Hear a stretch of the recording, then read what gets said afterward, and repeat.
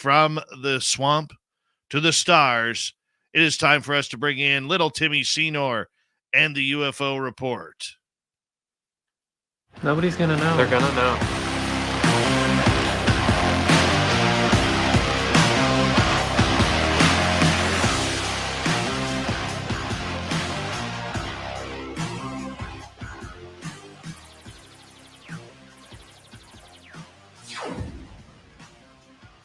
Little Timmy Seanor, it's always good to have you here, my friend. How you been doing? Been really good, bud. It's been beautiful weather here, so I've had some clear skies, some opportunities to get out with the fam and to search the stars for our alien friends.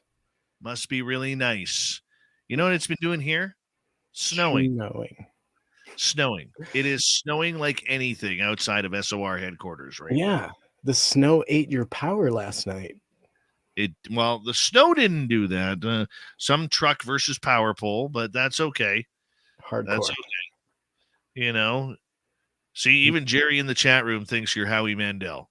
Well, he's close. It's the dude from Deal or No Deal. What's going on? Yeah, well, might as well just like own it at this point. Yep. You might as well. Howie looks a lot like me.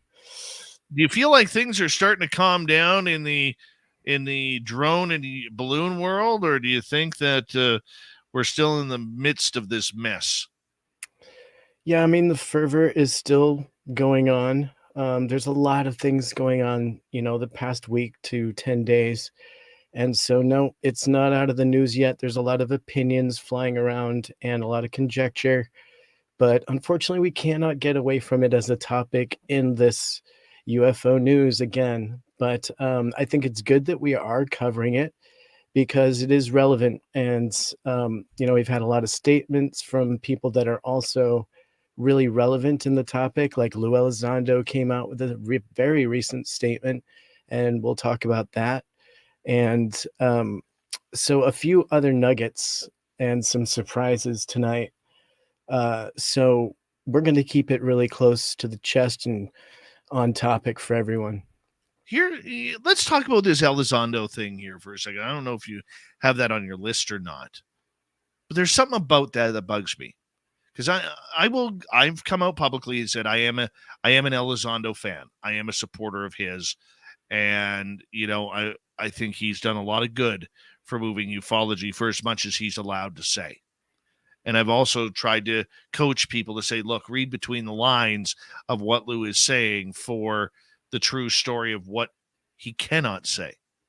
It's the same thing with what we say about Random Guy. Read between the lines. It's easy to do. But the one thing that I have troubles with is he made a statement basically, and I'm paraphrasing here, that when he left the ATIP program to join the To the Stars Academy, he was fed up. He had enough about all of these incursions that were happening over U.S. airspace. We were always led to believe that it was about UFOs with Lou and the whole UAP aspect. And the way he's been talking the last few days on social media especially is it doesn't seem like it really was about UFOs, that it was more about incursions with drones, balloons, and everything of the sort. Did you get that picture too, or is it just me being a little too skeptical? I mean, we can get into this, and we can even, I can even read his quote. But this wasn't a surprise. This is the same information that Lou has been giving us the whole time in support of research and getting more information on it to be well informed before we jump to conclusions, and that there's going to be a lot more information to come. And his statement supported that. Now, I do understand kind of your hesitation to jump into support of this statement in particular. However, you have to understand that this is a really hot topic right now. And the fact is that all of the facts are still coming out. And so for him to get a statement in now is great. But let's consider for a moment the big picture and understand that, it's kind of hard to read in anything new. I mean, Lou was brought into this community because we had podcasters and people on the topic that were asking him questions, and To the Stars Academy released a series of shows that highlighted him and his program. But it seems like there's a lot of this that he was a little bit drawn into this community. Yes, he did put himself there and insert himself via these videos, but let's also consider that we kept him here and kept the UFO topic at him, where he was always deferring to UAP and the fact that it's not all about UFO. We don't know what UFO Well, is, but we can just talk about what UAP is. just remember a couple things here, though, and I agree with you. I think what you're saying is a strong reality of his words. But I will say this: both him and Chris Mellon, a number of months ago, about a year ago now, stopped using the words Russia and China when they were talking about UFOs and these incidents that they were getting into. And now it just seems like it's not about UFOs, it's about UAP, which Right. would be China, Russia. The Now, simple answer there, I think, would be that it's no longer covered by their NDAs. Now that it's in public, they're probably allowed to talk about that. could very well be.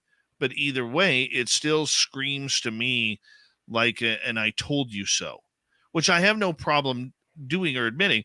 Here's the statement that Elizondo has read for us, okay? I'll read it for our fans here. The recent publicized incursions of our sovereign airspace are a reminder of what I have been saying for years, and the primary reason I resigned from my position as director of the Pentagon's Advanced Aerospace Threat Identification Program, ATIP.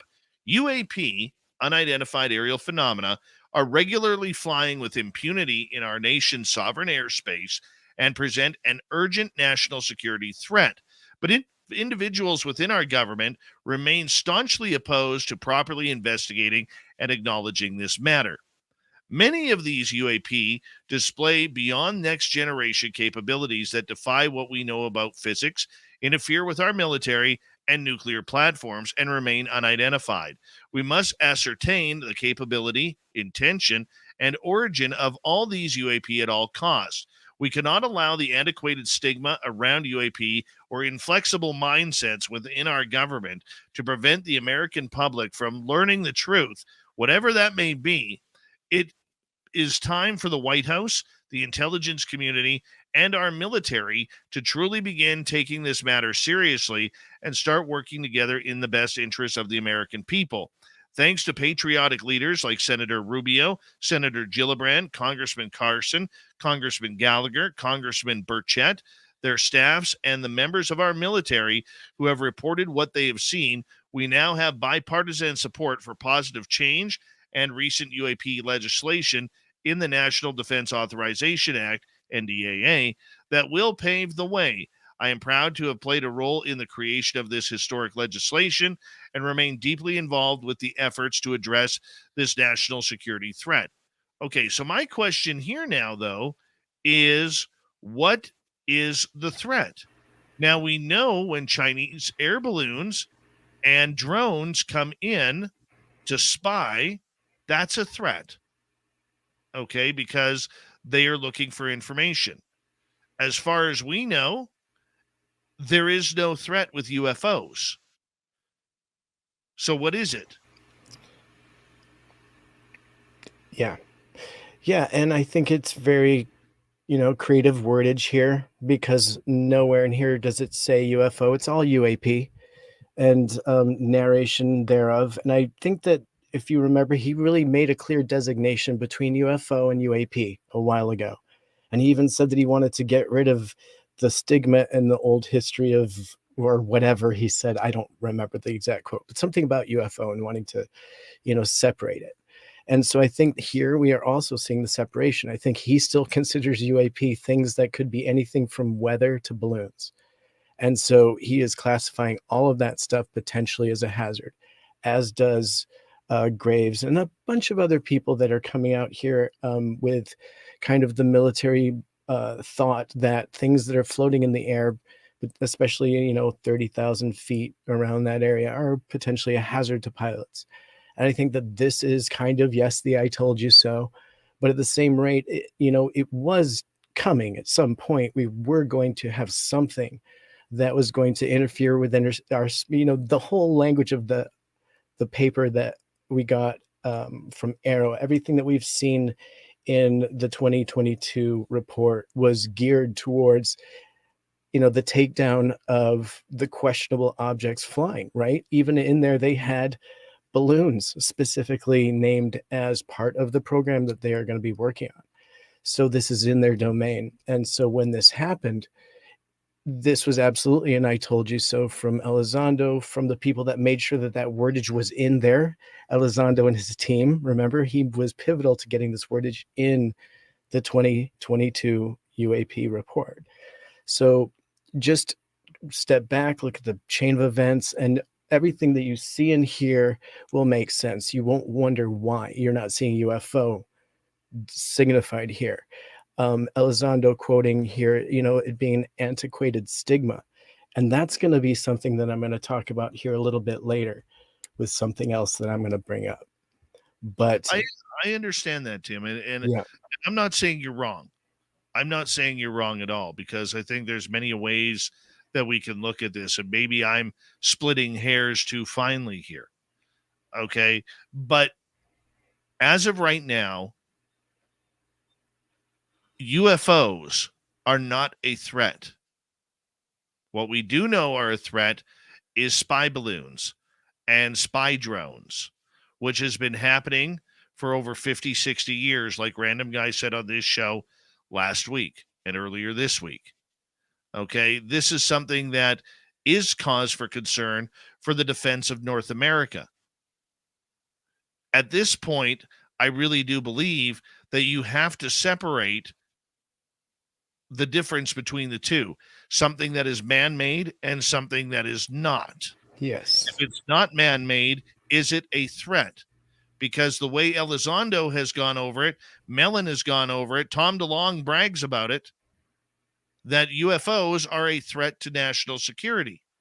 And now we're learning that UAP is not so much about UFOs. And in this statement, it tells me that he's been telling the people for years, China, Russia, maybe Iran, and maybe North Korea and others have been sending these intelligence balloons or drones into our airspace, which does perceive a threat.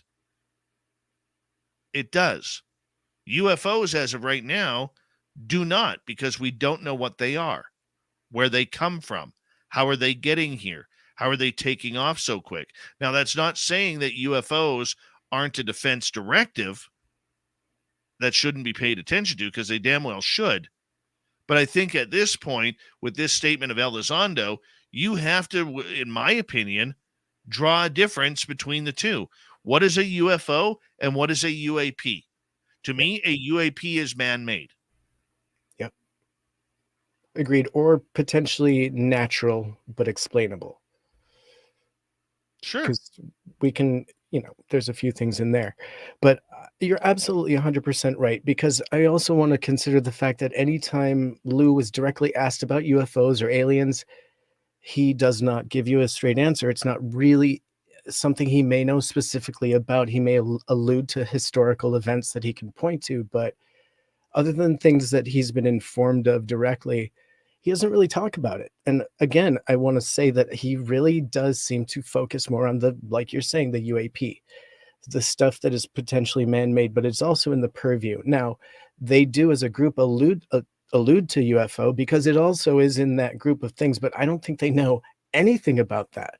I think that that is something that they're still very much on the search for, but they don't want to confuse it with balloons and things like that. And that's why they took a sensitive approach. But now we're seeing how that stigmatized concept of UFO and how we have to be very sensitive about UFO and UAP is now getting muddied, because we're seeing the direct result of us tiptoeing around this topic and waiting so long to deal with the balloon. and they used the UFO topic as an excuse to do so. And so using the UFO stigma to hide this topic because pilots and military are encouraged not to report it is also another issue that we can't just sweep under the rug. We're Absolutely. not, that's another huge hindrance. Absolutely. Absolutely. Once again, I want to point out in Elizondo's statement, this is kind of what gets me, where he said, I've been saying this for years, and the primary reason I resigned from my position at ATIP, UAP, unidentified aerial phenomena, are regularly flying with impunity over our nation's sovereign airspace and present an urgent national security threat. Okay. And this is coming on the heels, once again, of the Chinese drones and balloons. That statement right there, people, should tell you point blank that this isn't business balloons that have been taken down. This isn't balloons or anything taken down over the Yukon or Alaska or Lake Huron. This is serious stuff. When I say read between the lines when it comes to Elizondo, this is exactly what I mean. What he's saying to you here is we know these came from China or other aggressors of the United States around the world, and we need to make sure that this stuff does not happen because we don't need another Pearl Harbor. We don't need another 9/11. And if we don't tighten up our airspace, it's going to happen. But once again, that is for human-made objects, not UFOs, in my opinion. Tim, I'm going to get you to hold on right there. When we come back from the break on the UFO report, we're going to get into spy balloons, diplomatic crisis, missiles that cost $400,000 a piece, and so much more on Spaced Out Radio. My name is Dave Scott. Thank you so much for tuning us in. We very much appreciate your ears. Final half hour of the show is right after this.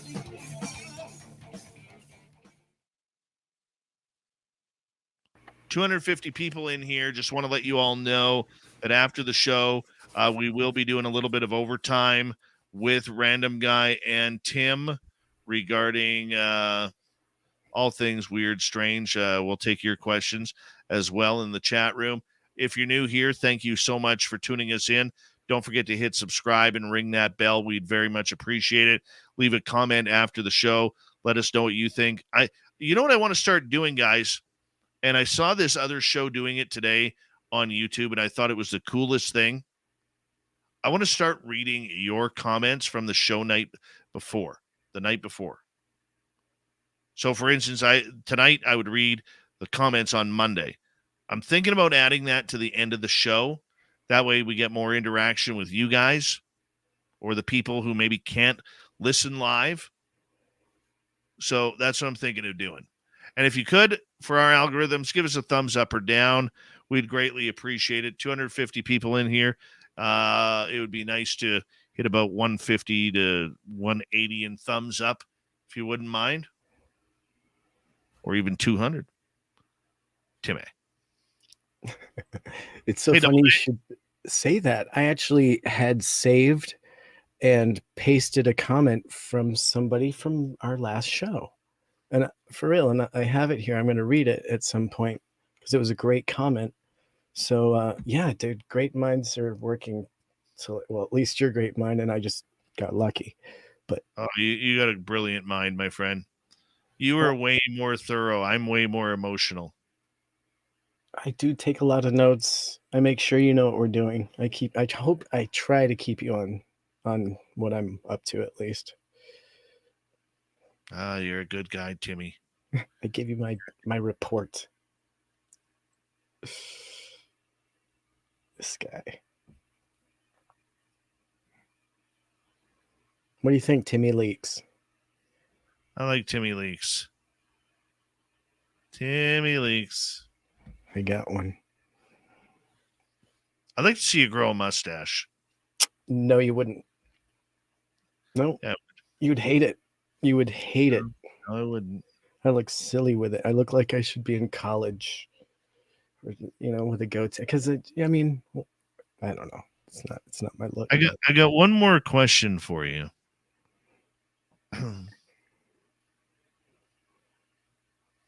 When we come back. Yeah. Mustache catch too many big fish, brah. Nick Kneecaps. I have 3 tattoos. I have my daughter's names, and I have Marvin the Martian on my leg. Of course you do. Which lately, I'll be honest with you, I have been itching for more tattoos. I was thinking you were going to be itching your Marvin the Martian tattoo. I was going to laugh. No. You want more tattoos? That's great. Didn't we almost get a tattoo together? Oh, whoa. Dry Toast is here. Best name on YouTube, Dry Toast. It's fantastic. Kamikaze Karaoke over on Twitch. How you doing, buddy? Yeah, Dave and I were like drunk girls one night. Like, let's go get tattoos. Not that, I'm sorry, drunk teenagers is what I really meant. Because it's not just girls, drunk guys do it too. But yeah, drunk teenagers, we were like going to run across the street and get matching tats. I was like, whoa, wait a minute. Let's think this through. Oh my gosh, the resolve. I hear you. Your chat's like, what? You should have done it. SJ, how you doing?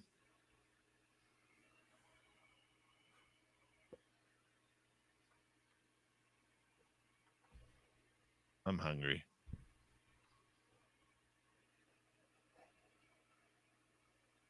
Do you speak more than one language? No. I can understand some French. Right. You kind of have to up there. Yeah. Yeah.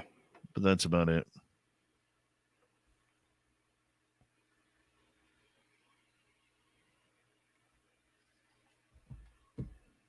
Random guy. Whoa. We're gonna get Random Guy a big tramp stamp SOR tattoo on his lower back. Probably do it. Oh yeah. Oh yeah. Big owl right on his lower back. With the microphone coming out of the crack of his ass. That's commitment. That's total commitment. Right? Ain't that right, Meaty Toes? You like that? Scowling Greg O'Brien. How you doing, buddy? All right, here we go, everyone.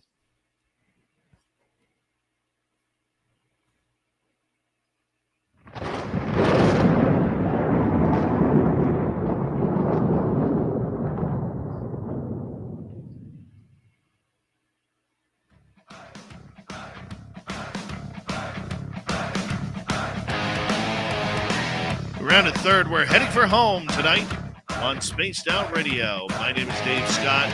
Very much appreciate earning your listening ears wherever you are on this beautiful planet we call Earth. I want to remind you that if you missed most of this show or others, check out our free archives at youtube.com/Spaced Out Radio.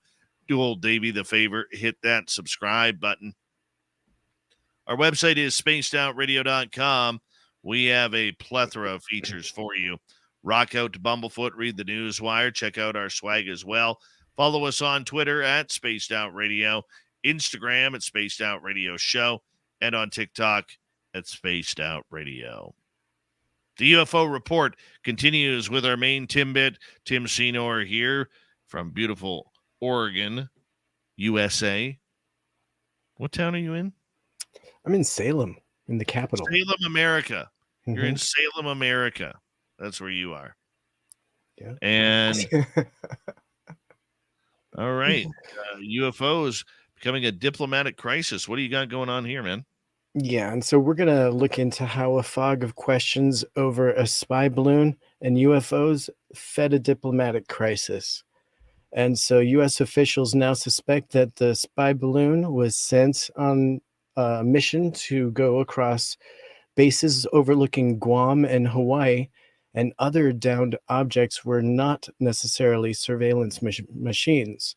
And so Washington's evolving view reflects U.S. and Chinese difficulties in discerning each other's intentions. And so I'm just going to breeze through an article today that I was looking at from the New York Times, where we are highlighting some of the other murky actions that have challenged the US analysts trying to read Chinese intentions. And so on January 28th, when the balloon approached the Aleutian Islands in the American airspace over Alaska in its off course trajectory, the balloon's self destruct function did not activate, and US officials are hypothesizing on that. And so Chinese operators may not have wanted to destroy the balloon. It is also possible that they had attempted to trigger the self destruct mechanism and it just failed. And so, with the Chinese spy balloon showdown, we see the discovery of a Chinese surveillance balloon floating over the United States, adding to the rising tensions between the two superpowers. And so, as tensions rise in the aftermath of the US downing of the Chinese spy balloon on February 4th and the three unidentified flying objects a week later, the nations have traded accusations over their spying programs. China's reaction in Beijing has tried to play down the balloon incident, but that is getting harder to do as alarm and accusations mount. At home, China has sought to cast the controversy as a symptom of US decline. And so, unidentified objects, as more identified objects are shot down, in the recent days, experts are now warning that there was endless array of potential targets crowding America's skies. And so, in dismay in Asia, the balloon saga has brought a wave of disappointment and fear, a region whose security and prosperity are especially vulnerable due to flare ups between the two superpowers. And so, just to kind of wrap things up here, the Chinese operators and officials did not take any immediate action after the two top American diplomats, Blinken and Sherman, both issued a formal démarche to senior Chinese diplomat Zhu Haoqin at the State Department on February 1st about the balloon, telling him his government had to do something about it. And so Mr. Zhu appeared to be taken by surprise, according to some US officials. But then, more than 24 hours later, and a half a day after the Pentagon announced the existence of the balloon, the Chinese Foreign Ministry officials in Beijing spoke privately to diplomats in the US Embassy, telling them that the balloon was a harmless civilian machine that had gone off course. Dave, your first reactions before we get into the second part of this piece that we are talking about right now? Well, I always try to look at things diplomatically because I am a diplomat of the UFO woo.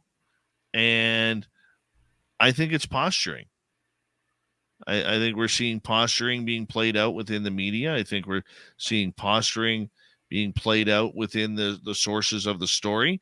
Does it cause a diplomatic crisis? Absolutely it does. Right? Because, you know, when you get caught doing something red-handed, you get scolded for it, whether it's a parent, whether, as kids, you stole a pack of gum from the corner store and got caught, or whatever it may be. You're going to get your hand slapped. And I think that's what we're seeing now. But, China is such a different animal here, because literally we're looking at a couple $1 trillion a year on estimate of trade between North American countries and the Chinese each and every year. Whether it's raw logs, oil, toys, sports equipment, couches, fridges, computer chips, whatever it may be. They need us as much as we need them. And if something happened militarily, it would destroy all of North America. It would destroy China financially. We would be hurting big time here. We may not want to admit it, but we think inflation's bad now. Can you just imagine what it would happen if this thing blew up? So, I mean, this is an international mess here, whether we want to look at it or not. But the truth of what actually happened, unfortunately, we'll never know. That's right. You're absolutely 100% right. And for that matter, there are still objects that are unknown that were downed by our US military. And so UFO downed by a $400,000 missile, and it may have been simply a $12 hobby balloon. Why are we spending all this money to take out the trash, Dave? Well, first off, military products. If the American public is going to complain about a $400,000 AIM-9X missile, I would really hate to see the American public figure out that each cruise missile costs just over $1 million. And when we saw those days of the first Gulf War, and George Bush said go, go, go, and they started firing. I think the first day they fired like 60 to 100 cruise missiles into Baghdad and Riyadh. That was $100 million worth of missiles. And you're complaining about a $400,000 Sidewinder? Now, this is where the propaganda gets in. On a $12 hobby balloon, a jet fighter is not going to engage a $12 hobby balloon or a kite or what can you call it? A remote control airplane, an RC airplane. They're not going to do that. They know what they were looking at. All the pilot, if it was a $12 children's hobby balloon, you know what happens when the pilot flies by it at first? They're going to try and identify it. That's it. They're going to try and identify it. And to sit there and say that, they shot down a $12 hobby balloon, anybody who buys that, come see me because I have a bridge in the middle of the desert that I would like to sell you for cheap. Only 60 months worth of payments at $1,000 a month. Yeah.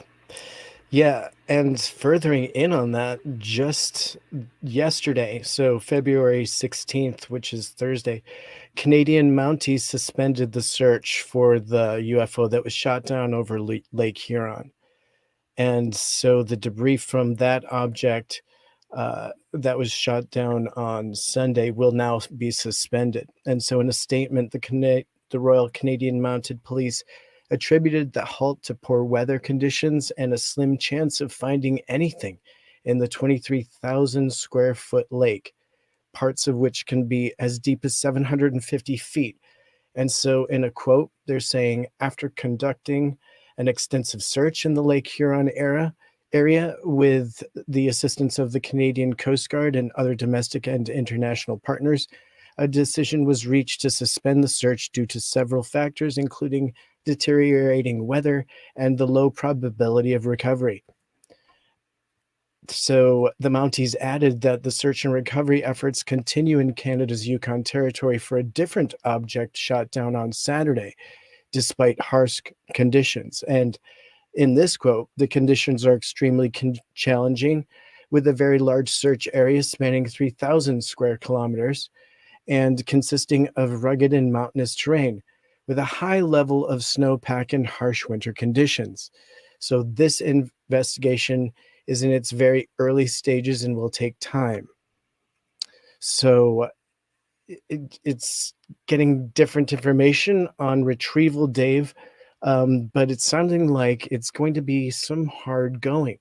Do you have any insight or thoughts on these most recent reports that we're now getting about the suspension of the search? Yes, I think Canada is playing the espionage game as well. Let me tell you why. Two things. Number one, when that thing was shot down, whatever it was, we know it was cylindrical. We know it was about the size of a small car. We were told that it was being tracked by a CP-140 Aurora, which is the Canadian equivalent of the United States Navy P-3 Orion. The job of the people on that aircraft is to track. They know the GPS coordinates of where that thing was shot down. So to say that they are searching a 30,000 square kilometer or a 3,000 square kilometer area doesn't make sense. Now, here's the other thing. I can understand weather being an issue up there to get helicopters in to try and get it.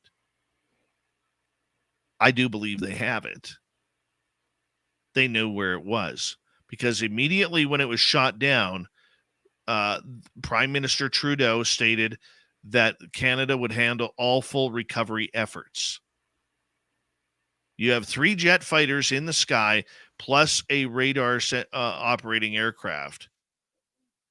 They know the coordinates of where it went down. Number 2, if that thing was blackened by the explosion of being shot down, you know what sticks out like a sore thumb in snow? Something black. And that object would be darkened by the explosion. And unless there is that much powder up on the mountains there right now, that when it hit the ground, it went poof, and all the snow went shooting up in the air and covered the object and or caused an avalanche to roll over top of the object, that is the only 2 ways that I could see this object not being recovered. I mean, hell, even if it landed on a lake, a frozen lake, the ice there is so thick between, we'll put it this way. In my area, we have lakes with 2 to 3 feet of ice on them. People driving their vehicles all over the lakes. Up there, it gets much colder, darker, and the water freezes much thicker. About 3 to 5 feet, if not more. That's why they send semi-trucks with heavy loads onto the ice. Okay? So this is what doesn't make sense. I think they know where it is. I think they already have it. Just like a $12 child's balloon that you spend a $400,000 missile on. Now you're going to say your GPS coordinates are not working when you said that you're going to recover it? Doesn't make sense. Right. No, there's something very suspicious going on here. Very suspicious. And Dave, you're 100% not alone. Steve Bassett, who is Washington, D.C.'s UFO lobbyist, not only is he not buying into the claims that recovering the wreckage from the recent airborne objects is impossible, but he also doesn't buy the White House's extraterrestrial denial. And so in the 11 days since 4 different airborne objects, one believed to be Chinese spy balloon and the others of unknown origin, were shot down, Americans have been captivated by the mystery playing out in the sky. Few, however, have been following developments with more interest than Washington's UFO lobbyist, Stephen Bassett. And over the past quarter century, Bassett has pushed the federal government to take the issue of UFOs more seriously. And so in this article, they reached out to Bassett for his thoughts on airborne objects, and we're going to discuss that here. And in his quote, he's saying that on Monday, Press Secretary Karine Jean-Pierre said there is no indication of aliens or extraterrestrial activity with these recent takedowns. And when asked their response to that, he's saying, think about the language. They're not saying there is an extraterrestrial connection.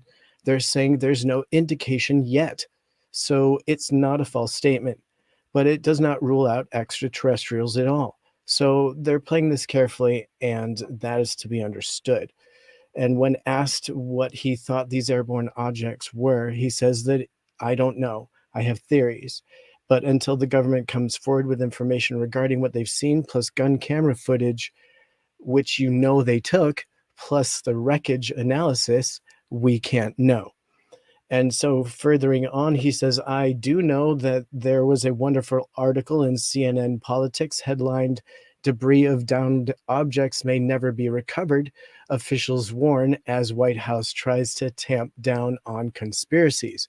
And that official is, of course, National Security Council spokesperson John Kirby, which is an extraordinary statement to make. I mean, really, when it comes to recovering stuff, we're really good at it, particularly when we know the exact area where the thing crashed. And we recovered the Titanic. So we've recovered submarines. So the idea that this debris may never be recovered is, of course, utterly ludicrous. Yes. And yeah, so he is absolutely in agreement with you. And continuing his quote here, when he was asked, "Does the attention surrounding the most recent incidents impact the agenda on UFOs in Washington?" He says it's actually turning up the heat for additional hearings, and it's also demonstrating to the press that it's ready to jump all over anything like this.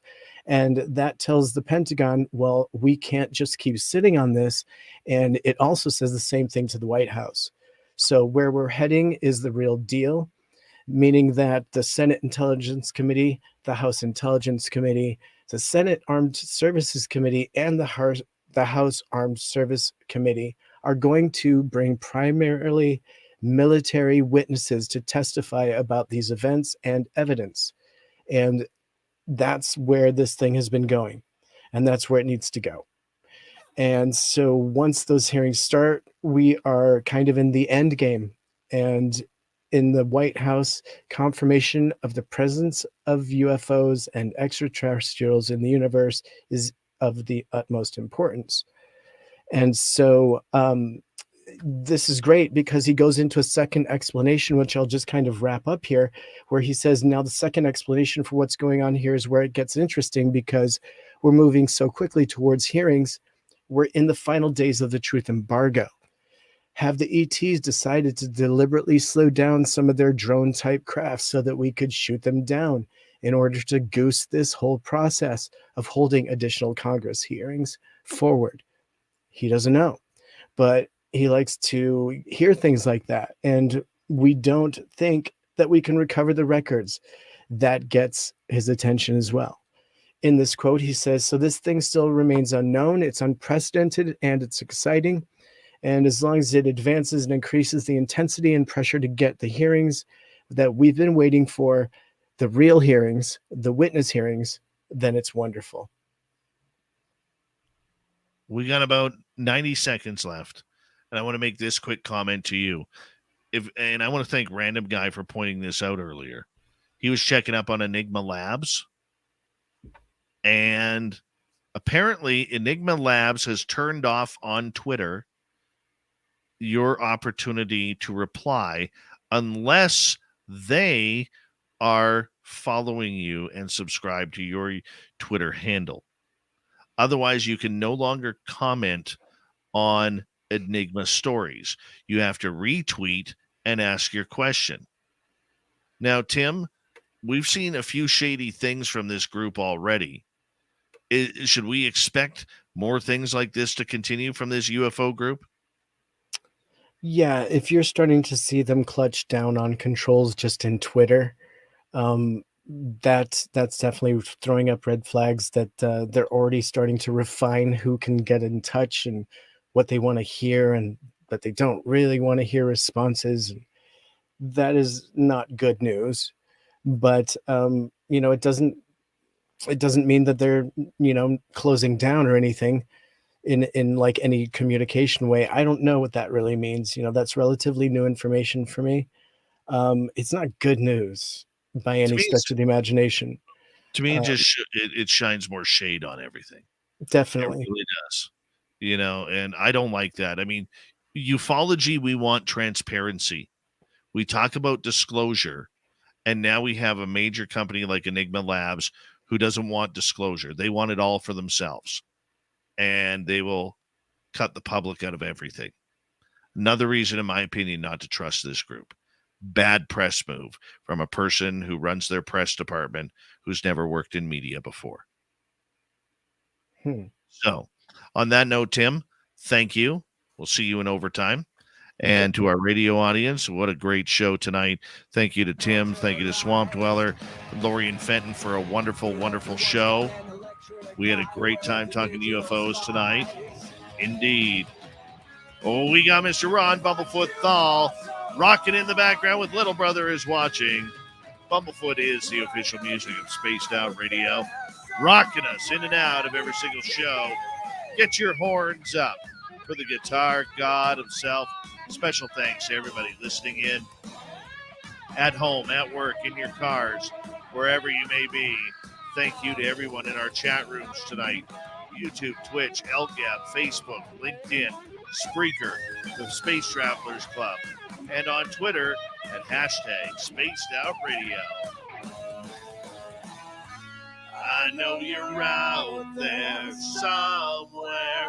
Remember, this show is copyright by Spaced Out Radio and SOR Media Ventures Limited. Thank you so much for choosing to share your evening with us, because together, my friends, we're watching. We own the night. Mr. Bumblefoot, we need a favor. We need you to take us home.